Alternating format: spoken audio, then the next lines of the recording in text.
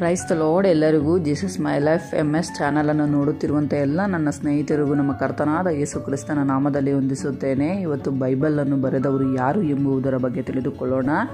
ಅದಕ್ಕಿಂತ ಮುಂಚಿತವಾಗಿ ಇನ್ನೂ ಯಾರೆಲ್ಲ ನನ್ನ ಚಾನಲನ್ನು ಸಬ್ಸ್ಕ್ರೈಬ್ ಮಾಡ್ಕೊಳ್ಳಿರೋ ನೋಡ್ತಾ ಇದ್ದೀರೋ ಅವರೆಲ್ಲ ಸಬ್ಸ್ಕ್ರೈಬ್ ಮಾಡ್ಕೊಂಡು ನೋಡಿರಿ. ಹಾಗೆ ಹೊಸದಾಗಿ ನೋಡುತ್ತಿರುವವರು ಕೂಡ ಸಬ್ಸ್ಕ್ರೈಬ್ ಮಾಡ್ಕೊಂಡು ನೋಡಿ. ಆದಷ್ಟು ನಿಮ್ಮ ಗ್ರೂಪ್ಗಳೆಲ್ಲ ಶೇರ್ ಮಾಡ್ಕೊಳ್ರಿ. ಬೆಲ್ ಐಕನನ್ನು ಪ್ರೆಸ್ ಮಾಡೋದನ್ನು ಮರಿಬೇಡ್ರಿ. ಈ ದಿನಗಳಲ್ಲಿ ಬೈಬಲನ್ನು ಅರ್ಥ ಮಾಡಿಕೊಳ್ಳಲು ತುಂಬ ಜನರು ಗೊಂದಲಗಳು ಪಡುತ್ತಿರುತ್ತಾರೆ. ಅದನ್ನು ಅರ್ಥ ಮಾಡಿಕೊಳ್ಳಲು ಅವರ ಕೈಯಲ್ಲಿ ಆಗುವುದಿಲ್ಲ. ಅಷ್ಟೇ ಅಲ್ಲ, ಬೈಬಲನ್ನು ಮನುಷ್ಯರು ಬರೆದರ, ದೇವರ ಆತ್ಮನಿಂದ ಬರೆದರ, ಇಲ್ಲವೆಂದರೆ ದೇವರೇ ಪ್ರತ್ಯೇಕವಾಗಿ ಬೈಬಲನ್ನು ಅವರಿಗೆ ಬರೆದು ಕೊಟ್ಟರ, ಇಲ್ಲವೆಂದರೆ ದರ್ಶನಗಳ ಮುಖಾಂತರ, ಇಲ್ಲವೆಂದರೆ ಆತ್ಮ ಪ್ರೇರಣೆಯಿಂದ ಬರೆಸಿದರ ಎಂಬುದರ ವಿಷಯಗಳನ್ನು ಸಾಕ್ಷಿಗಳ ಮುಖಾಂತರ, ವಾಕ್ಯದ ಸಾರಾಂಶಗಳ ಮುಖಾಂತರ ಈ ವಿಡಿಯೋದಲ್ಲಿ ತಿಳಿದುಕೊಳ್ಳುವ ಪ್ರಯತ್ನ ಮಾಡೋಣ. ಈ ವಿಡಿಯೋನ ಪೂರ್ತಿಯಾಗಿ ಎಲ್ಲಿಯೂ ಸ್ಕಿಪ್ ಮಾಡದೇನೆ ಕಡೆಯವರೆಗೂ ನೋಡಿರಿ. ನಾದಿ ಕಾಲದಿಂದಲೂ ಪ್ರಾಚೀನ ಕಾಲದಿಂದಲೂ ಮೋಶೆಯ ಮುಖಾಂತರ ಪ್ರಕಟಿಸಲ್ಪಟ್ಟ ಧರ್ಮಶಾಸ್ತ್ರಗಳವರೆಗೆ ಬೈಬಲ್ ಗ್ರಂಥವನ್ನು ನಾವು ಬದಲಾಯಿಸಲು ಆಗುವುದಿಲ್ಲ. ಯಾಕೆ ಎಂದರೆ ಆ ಕಾಲಕ್ಕೂ ಉಪಯೋಗಕರವೇ, ಈಗಲೂ ಕೂಡ ಉಪಯೋಗವೇ. ಇವು ಎರಡು ಮಾತ್ರವೇ ಅಲ್ಲ, ಭವಿಷ್ಯದಲ್ಲಿ ಇದು ಎಷ್ಟೋ ಉಪಯೋಗಕರವಾಗಿದೆ. ಇದನ್ನು ಬದಲಾಯಿಸುವ ಸ್ಥಿತಿ ಇಲ್ಲ.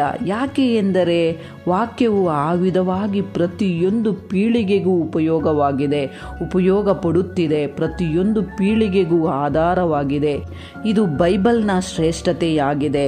ಆದರೆ ಇದು ಯಾವ ವಿಧಾನದಲ್ಲಿ ಬರೆಯಲ್ಪಟ್ಟಿದೆ ಎಂಬುವ ಸ್ವಲ್ಪ ವಿಷಯಗಳನ್ನು ಗಮನಿಸೋಣ. ಮನುಷ್ಯನ ಆಲೋಚನೆಯಿಂದ ಹುಟ್ಟಿಕೊಂಡು ಬಂದಂತಹ ಪುಸ್ತಕವನ್ನು ಓದಬೇಕಾದರೆ ನಾವು ಓದಿನ ವಿಷಯದಲ್ಲಿ ಆಗಲಿ, ಕಾದಂಬರಿಗಳ ಆಗಲಿ, ಇಲ್ಲವೆಂದರೆ ಬೇರೆ ಬೇರೆ ಪುಸ್ತಕಗಳು ಆಗಲಿ, ಅವುಗಳನ್ನು ಕಲಿತುಕೊಳ್ಳಲು, ಅರ್ಥ ಮಾಡಿಕೊಳ್ಳಲು ನಮಗೆ ಸಾಮರ್ಥ್ಯ ಬೇಕು. ಅವುಗಳಿಗೋಸ್ಕರ ಕಷ್ಟಪಡಬೇಕು. ಆದರೆ ದೇವರ ಕೈಯಿಂದ ಬರೆಯಲ್ಪಟ್ಟು ದೇವರ ಆತ್ಮ ಪ್ರೇರಣೆಯಿಂದ ಬರೆಯಲ್ಪಟ್ಟಿರುವ ದಿವ್ಯ ಗ್ರಂಥವನ್ನು, ಈ ಜ್ಞಾನ ನಿಧಿಯನ್ನು ನಾವು ತಿಳಿದುಕೊಳ್ಳಬೇಕಾದರೆ ಕಷ್ಟಪಡಬೇಕು ಎಂಬುವ ವಿಷಯ ಮಾತ್ರ ಯಾಕೆ ತಿಳಿಯುವುದಿಲ್ಲ? ಇದು ಸುಲಭವಾಗಿ ಬರುವುದೂ ಅಲ್ಲ. ದೇವರ ಮನಸ್ಸು ಅರ್ಥ ಮಾಡಿಕೊಳ್ಳಲು ನಿಮ್ಮ ಕೈಯಲ್ಲಿ ಆಗದೆ, ದೇವರ ಮನಸ್ಸಿನಲ್ಲಿ ಇರುವ ಮಾತುಗಳನ್ನು ಕಲಿತುಕೊಳ್ಳಲು ಅವರಿಗೆ ಆಸಕ್ತಿ ಇಲ್ಲದೆ ಈ ರೀತಿ ವರ್ತಿಸುತ್ತಿರುತ್ತಾರೆ. ದೊಡ್ಡದಾಗಿ ಕಷ್ಟಪಡುವ ಅವಶ್ಯಕತೆಗಳು ಇಲ್ಲವೆಂಬ ಭಾವನೆಗಳಲ್ಲಿ ಅನೇಕ ಕ್ರೈಸ್ತರು ಇದ್ದಾರೆ. ಆದರೆ ಬೈಬಲ್ ಹೇಳುತ್ತದೆ, ವಿಶ್ವಾಸ ಒಂದೇ ಎಂದು ಹೇಳುತ್ತಿದೆ. ಆದರೆ ಸ್ವಲ್ಪ ಜನ ಹೇಳುತ್ತಾರೆ, ನಿಮ್ಮ ವಿಶ್ವಾಸ ನಿಮ್ಮದು, ನಮ್ಮ ವಿಶ್ವಾಸ ನಮ್ಮದು ಎಂದು ಹೇಳುತ್ತಾ ಇರುತ್ತಾರೆ. ಆದರೆ ಎಲ್ಲರಿಗೂ ಇರುವುದು ಒಂದೇ ಬೈಬಲ್, ಒಂದೇ ದೇವರು. ಆದರೆ ವಿಂಗಡಣೆಯಾಗಿ ವಿಶ್ವಾಸಗಳನ್ನು ಬೇರೆ ಬೇರೆ ಮಾಡಿಕೊಳ್ಳುತ್ತಿದ್ದಾರೆ. ಇಲ್ಲಿ 2 ವಿಶ್ವಾಸಗಳು ಬಂದವು, ಇಲ್ಲವೆಂದರೆ ಇನ್ನೊಬ್ಬನು ಬಂದರೆ ಇಲ್ಲಿ 3 ವಿಶ್ವಾಸಗಳು ಆಗುತ್ತವೆ. ನಮಗೆ ಬೈಬಲ್ ಏನು ಹೇಳುತ್ತದೆ? ಎಫೆಸದವರಿಗೆ ಬರೆದ ಪತ್ರಿಕೆ 4ನೇ ಅಧ್ಯಾಯ 5ನೇ ವಾಕ್ಯವನ್ನು ನೋಡಿರಿ. ನಿಮ್ಮೆಲ್ಲರಿಗೂ ಕರ್ತನು ಒಬ್ಬನೇ, ಭರವಸವೂ ಒಂದೇ, ಸ್ನಾನ ದೀಕ್ಷೆ ಒಂದೇ, ಎಲ್ಲರಿಗೂ ತಂದೆಯಾಗಿರುವ ದೇವರು ಒಬ್ಬನೇ. ಇಂತಹ ಮಾತುಗಳನ್ನು ಅರ್ಥ ಮಾಡಿಕೊಳ್ಳುವ ಸಾಮರ್ಥ್ಯ ಇರುವುದಿಲ್ಲ. ಯಾಕೆಂದರೆ ನಿಮಗೆ ವಾಕ್ಯದ ತಿಳುವಳಿಕೆಯೂ ಇಲ್ಲ, ವಾಕ್ಯವನ್ನು ಅರ್ಥ ಮಾಡಿಕೊಳ್ಳುವ ಮನಸ್ಸೂ ಇಲ್ಲ. ಆ ಒಂದು ಜ್ಞಾನವು ನಿಮಗೆ ಬರಲಿಲ್ಲ ಎಂದು ಅರ್ಥ ಮಾಡಿಕೊಳ್ಳಿರಿ. ಆ ಜ್ಞಾನವನ್ನು ಸಂಪಾದನೆ ಮಾಡಿಕೊಳ್ಳಲು ಯಾವಾಗಲೂ ಪ್ರಯತ್ನ ಮಾಡಿರಿ. ಏನೋ ಅಲ್ಪ ಸ್ವಲ್ಪ ತಿಳಿದಿದೆ ಎಂದು ಹೆಮ್ಮೆ ಪಡಬಾರದು. ನೀವು ಕಲಿತುಕೊಳ್ಳುತ್ತಿರುವುದು ನಿಮ್ಮನ್ನು ಸರಿಪಡಿಸಿಕೊಳ್ಳುವುದಕ್ಕೆ, ವಾಕ್ಯದ ಜ್ಞಾನವನ್ನು ಬೆಳೆಸಿಕೊಳ್ಳುವುದಕ್ಕೆ. ಈಗ ಮುಖ್ಯವಾದ ಅಂಶಗಳನ್ನು ಪರಿಶೋಧನೆ ಮಾಡಬೇಕು. 1600 ವರ್ಷಗಳ ಕಾಲ ಹಿಂದೆ 40 ಜನರ ಗ್ರಂಥಕಾರರ ಕೈಯಲ್ಲಿ ಬರೆಸಿದ ಗ್ರಂಥದಲ್ಲಿ ಎಷ್ಟು ಬೇರೆ ಬೇರೆ ವ್ಯತ್ಯಾಸಗಳು ಇದ್ದಾವೆ ಎಂದು ಗಮನಿಸಿ. ಇಬ್ರು, ಅರಮಿಕ್, ಗ್ರೀಕ್ ಎಂಬ 3 ಭಾಷೆಗಳಲ್ಲಿ ಈ ಗ್ರಂಥ ರಚನೆ ಮಾಡಲ್ಪಟ್ಟಿದೆ. ಇಲ್ಲಿ ಬರೆದವರೆಲ್ಲರೂ ಕೂಡ ಬೇರೆ ಬೇರೆ ಪ್ರದೇಶಗಳಿಗೆ ಸೇರಿದವರು, ಹಾಗೆ ಬೇರೆ ಬೇರೆ ಕಾಲಗಳಿಗೆ ಸೇರಿದವರು, ಹಾಗೆ ಬೇರೆ ಬೇರೆ ವೃತ್ತಿಗಳಿಗೆ ಸೇರಿದವರು, ಹೀಗೆ ಬೇರೆ ಬೇರೆಯಾಗಿ ಇರುವವರು. ಆದರೆ ಬರೆದಿರುವುದು ಮಾತ್ರ ಒಂದೇ ಗ್ರಂಥ, ಒಂದೇ ಭಾವನೆ. ಅವರ ಭಾವನೆ ಕೂಡ ಒಂದೇ ವಿಧವಾಗಿ ಇರುತ್ತದೆ. ಯಾಕೆ ಎಂದು ಕೇಳಿದರೆ ಬರೆದದ್ದು ಮನುಷ್ಯರೇ ಆದರೂ ಬರೆಸಿದ್ದು ದೇವರು. ಅಷ್ಟು ಮಾತ್ರವೂ ಅಲ್ಲ, ಇಲ್ಲಿ ಸ್ವಲ್ಪ ಜನರಿಗೆ ವಿದ್ಯಾಭ್ಯಾಸವೂ ಇಲ್ಲ. ಜ್ಞಾನವೂ ಇಲ್ಲ. ಸ್ವಲ್ಪ ಜನರು ಮೀನು ಹಿಡಿಯುವವರು, ಅವರಿಗೆ ವಿದ್ಯಾಭ್ಯಾಸ ಎಲ್ಲಿ ಇರುತ್ತದೆ? ಅವರ ಮುಖಾಂತರ ಕೂಡ ಬರೆಸಿದರು ಎಂದರೆ ಅದು ಆತ್ಮ ಪ್ರೇರಣೆ. ಈಗ ವಾಕ್ಯಾನುಸಾರವಾಗಿ ಇರುವ ಸ್ವಲ್ಪ ವಿಷಯಗಳನ್ನು ನಾವು ತಿಳಿದುಕೊಳ್ಳುವ ಅವಶ್ಯಕತೆ ಎಷ್ಟೋ ಇದೆ. ಅದಕ್ಕಾಗಿ ವಾಕ್ಯಾನುಸಾರವಾಗಿ ಪರಿಶೋಧನೆ ಮಾಡೋಣ. ಪೇತ್ರನು ಬರೆದ 2ನೇ ಪತ್ರಿಕೆ 1ನೇ ಅಧ್ಯಾಯ 20-21 ವಾಕ್ಯದಲ್ಲಿ ನೋಡಿರಿ, ಶಾಸ್ತ್ರದಲ್ಲಿರುವ ಯಾವ ಪ್ರವಾದನ ವಾಕ್ಯವು ಕೇವಲ ಮನುಷ್ಯ ಬುದ್ಧಿಯಿಂದ ವಿವರಿಸತಕ್ಕದ್ದಲ್ಲವೆಂಬುದನ್ನು ಮುಖ್ಯವಾಗಿ ತಿಳಿದುಕೊಳ್ಳಿರಿ. ಯಾಕೆಂದರೆ ಯಾವ ಪ್ರವಾದನೆಯೂ ಎಂದು ಮನುಷ್ಯರ ಚಿತ್ತದಿಂದ ಉಂಟಾಗಲಿಲ್ಲ. ಮನುಷ್ಯರು ಪವಿತ್ರಾತ್ಮ ಪ್ರೇರಿತರಾಗಿ ದೇವರಿಂದ ಹೊಂದಿದ್ದನ್ನೇ ಮಾತನಾಡಿದರು ಎಂಬ ವಾಕ್ಯವು ಅಲ್ಲಿ ಕಾಣಿಸುತ್ತದೆ.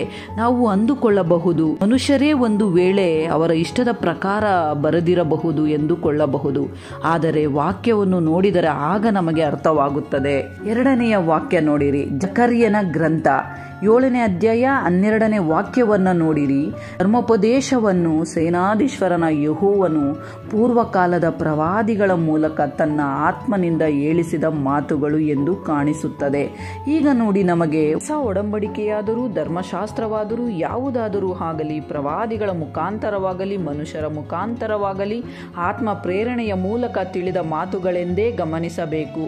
ಹಾಗೆ ತಿಮೋಥಿಯನಿಗೆ ಬರೆದ 2ನೇ ಪತ್ರಿಕೆ 3ನೇ ಅಧ್ಯಾಯ 16ನೇ ವಾಕ್ಯ ನೋಡಿರಿ, ದೈವ ಪ್ರೇರಿತವಾದ ಪ್ರತಿಯೊಂದು ಶಾಸ್ತ್ರವು ಉಪದೇಶಕ್ಕೂ, ಖಂಡನೆಗೂ, ತಿದ್ದುಪಾಟಿಗೂ, ನೀತಿ ಶಿಕ್ಷೆಗೂ ಉಪಯುಕ್ತವಾಗಿದೆ. ದೈವ ಪ್ರೇರಿತವಾದ ಪ್ರತಿಯೊಂದು ಶಾಸ್ತ್ರವು ದೇವರ ಆದೇಶದ ಮೇಲೆ ನಡೆದಿದೆ ಎಂದು ನಾವು ಗಮನಿಸಿ ನೋಡಬೇಕು. ಎಫೆಸದವರಿಗೆ ಬರೆದ ಪತ್ರಿಕೆ 3ನೇ ಅಧ್ಯಾಯ 3ನೇ ವಾಕ್ಯವನ್ನು ನೋಡಿರಿ, ದೈವ ಪ್ರಕಟಣೆಯಿಂದ ನನಗೆ ತಿಳಿಸಲ್ಪಟ್ಟಿತೆಂಬುದನ್ನು ನೀವು ಕೇಳಿದ್ದೀರಲ್ಲ, ಅದನ್ನು ಕುರಿತು ನಾನು ಈ ಹಿಂದೆ ಸಂಕ್ಷೇಪವಾಗಿ ಬರೆದಿದ್ದೇನೆ ಎಂಬ ವಾಕ್ಯವು ಕಾಣಿಸುತ್ತದೆ. ಇಲ್ಲಿ ನೋಡಿ, ದೈವ ಪ್ರಕಟಣೆಯ ಮೂಲಕ ಕೂಡ ರಚನೆ ಮಾಡಲ್ಪಟ್ಟಿದ್ದಾರೆ ಎಂದು ಗಮನಿಸಬೇಕು. ಆದರೆ ಆತ್ಮ ಪ್ರೇರಣೆಯಿಂದ, ದೇವರ ಪ್ರಕಟಣೆಯ ಮೂಲಕ, ದೇವರ ಪ್ರತ್ಯಕ್ಷೆಯಿಂದ, ಅಂದರೆ ಇಲ್ಲಿ ನೋಡಿ, ಪ್ರಕಟಣೆಯ ಗ್ರಂಥವನ್ನು ಬರೆಯಲು ಕಾರಣ ದೇವರು. ಯೋಹಾನನಿಗೆ ಪದ್ಮೋಸ್ ದ್ವೀಪದಲ್ಲಿ ಕಾಣಿಸಿಕೊಂಡು ಕಣ್ಣಿಗೆ ಕಟ್ಟಿದಂತೆ ಆತನ ಪ್ರತ್ಯಕ್ಷೆಯನ್ನು ನೋಡಿದನು. ಆ ಪ್ರತ್ಯಕ್ಷತೆಯಲ್ಲಿ ದೇವರು ಹೇಳಿದ ಎಲ್ಲ ಮಾತುಗಳನ್ನು ಪ್ರಕಟಣೆ ಗ್ರಂಥದಲ್ಲಿ ಬರೆದನು. ಅದು ನಮಗೆ ಸರಿಯಾಗಿ ಅರ್ಥವಾಗದೇ ಇರಬಹುದು, ಆದರೆ ಅದನ್ನು ಅರ್ಥ ಮಾಡಿಕೊಳ್ಳುವುದರಲ್ಲಿ ನಮ್ಮ ಭವಿಷ್ಯಗಳು ನಿರ್ಣಯಿಸುತ್ತದೆ.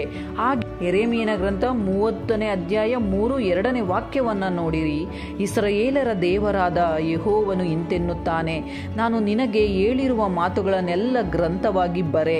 ಇಗೋ, ನಾನು ನನ್ನ ಜನರಾದ ಇಸ್ರಾಯೇಲರನ್ನು, ಯೆಹೂದ್ಯರನ್ನು ಅವರ ದುರವಸ್ಥೆಯಿಂದ ತಪ್ಪಿಸುವ ದಿನಗಳು ಬರುವವು.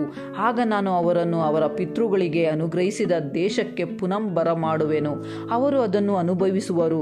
ಇದು ಯೆಹೋವನ ನುಡಿ. ನೋಡಿ, ಇಲ್ಲಿ ಹೇಳಿದ ಮಾತುಗಳೆಲ್ಲವನ್ನು ಒಂದು ಗ್ರಂಥದಲ್ಲಿ ಬರೆ ಎಂದು ಹೇಳುತ್ತಿದ್ದಾರೆ. ದಾನಿಯೇಲನ ಗ್ರಂಥ 12ನೇ ಅಧ್ಯಾಯ 4ನೇ ವಾಕ್ಯವನ್ನು ನೋಡಿರಿ, ದಾನಿಯೇಲನೇ, ನೀನು ಈ ಮಾತುಗಳನ್ನು ಮುಚ್ಚಿಡು, ಅವುಗಳನ್ನು ಬರೆಯುವ ಗ್ರಂಥಕ್ಕೆ ಮುದ್ರೆ ಹಾಕು, ಅಂತ್ಯಕಾಲದವರೆಗೆ ಮರೆಯಾಗಿರಲಿ. ಬಹು ಜನರು ಅತ್ತಿತ್ತ ತಿರುಗುವರು, ತಿಳುವಳಿಕೆಯು ಹೆಚ್ಚುವುದು.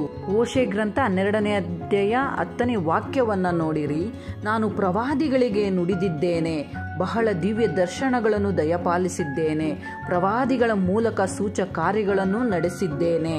ಹೀಗೆ ನೋಡಿಕೊಳ್ಳುತ್ತಾ ಹೋದರೆ ಪ್ರತಿಯೊಂದು ವಾಕ್ಯವೂ ಕೂಡ ದೇವರ ಪ್ರಕಟಣೆ ಇಲ್ಲದೆ, ಇಲ್ಲವೆಂದರೆ ದೇವರ ದರ್ಶನವಿಲ್ಲದೆ, ಇಲ್ಲವೆಂದರೆ ದೇವರ ಆತ್ಮ ಪ್ರೇರಣೆ ಇಲ್ಲದೆ, ಪರಿಶುದ್ಧ ಆತ್ಮನ ಒಡನಾಟವಿಲ್ಲದೆ, ದೇವರು ಪ್ರೇರಣೆ ಇಲ್ಲದೆ ಯಾವ ಗ್ರಂಥವೂ ಬರೆಯಲಿಲ್ಲ.